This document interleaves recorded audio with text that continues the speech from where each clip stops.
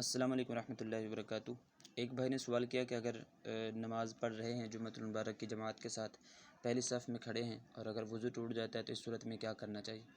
تو یاد رکھیں، اگر پہلی صف میں کھڑے ہوں یا کسی بھی صف کے اندر کھڑے ہوں تو اگر نماز کے دوران وضو ٹوٹ جائے، کوئی ایسی چیز پائی جائے جس کے ساتھ وضو ٹوٹ جاتا ہے، تو بندے کو چاہیے کہ وہ صفوں سے نکلے اور نکل کر جائے وضو کرے، اور وضو کر کے دوبارہ جو ہے وہ آ کر جماعت کے ساتھ شامل ہو جائے۔ اور اگر جماعت نکل چکی ہو تو وہ اپنے الگ طور پر نماز پڑھے گا، ٹھیک ہے۔ اور اس کے لیے بہتر یہی ہے کہ وہ جس نماز کے اندر اس کو حدث لاحق ہوا ہے، مثال کے طور پر وہ ظہر کی نماز پڑھ رہا تھا، پہلی رکعت کے اندر کھڑا تھا اور اس کا وضو ٹوٹ گیا اور اس کے واپس آنے تک جو ہے وہ جماعت نکل چکی، نماز پڑھ کر لوگ فارغ ہو گئے، تو اب بہتر اور افضل طریقہ اس کے لیے یہ ہے کہ وہ الگ طور پر اپنی نماز پڑھے نئے سرے سے۔ لیکن اگر چاہے تو اسی کے اوپر بنا بھی کر سکتا ہے۔ بنا کا مطلب یہ کہ اگر اس نے 2 رکعتیں پڑھی تھیں، اس کا وضو ٹوٹ گیا اور اس کے بعد وہ وضو کرنے کے لیے چلا گیا، تو جب وہ وضو کر کے واپس آئے گا تو وہ آگے اسی سے، یعنی 2 رکعتوں سے آگے سے اپنی نماز کی ابتدا جو ہے وہ کر سکتا ہے۔ اس صورت میں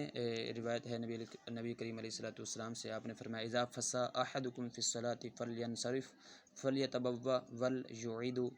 ولیعید الصلاۃ، جب تم میں سے کسی کی نماز کے اندر ہوا خارج ہو جائے تو چھوڑ کر چلا جائے اور وضو کر کے دوبارہ نماز پڑھے۔ تو اس سے یہ ثابت ہوا کہ اگر نماز کے دوران حدث وغیرہ لاحق ہو جائے تو پھر وضو کر کے دوبارہ سے نماز پڑھنی چاہیے۔ اور دوسرے حدیث مبارکہ کے اندر، اور حضرت عائشہ صدیقہ رضی اللہ تعالیٰ عنہ سے ہی مروی ایک حدیث مبارکہ میں دوران نماز وضو ٹوٹ جانے کی صورت میں صفوں سے نکل کر جانے کے بارے میں بتایا گیا ہے۔ نبی اکرم صلی اللہ علیہ وسلم نے ارشاد فرمایا اذا صلی احدکم فاحدث فلیمسک علی انفہ ثم لینصرف، اگر کوئی نماز میں بے وضو ہو جائے تو وہ ناک پکڑ کر علیحدہ ہو جائے۔ یعنی اگر دوران نماز کے اندر وہ صفوں کے اندر بھی کھڑا ہے تو اب اس کو یہ چاہیے کہ اگر اس کا وضو ٹوٹ جاتا ہے، اس کا حدث لاحق ہو جاتا ہے، تو پھر یہ اپنی ناک کے اوپر ہاتھ رکھے گا اور یہ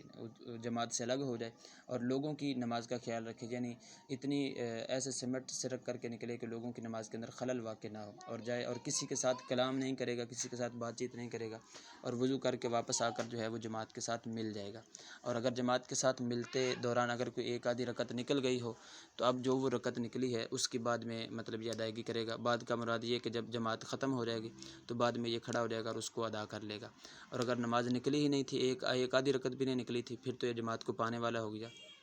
اور اگر جماعت پوری طور پر نکل گئی تو پھر اس صورت میں یہ ہے کہ یہ اپنی الگ طور پر کہیں بھی کھڑا ہو کر نماز کو مکمل کر سکتا ہے۔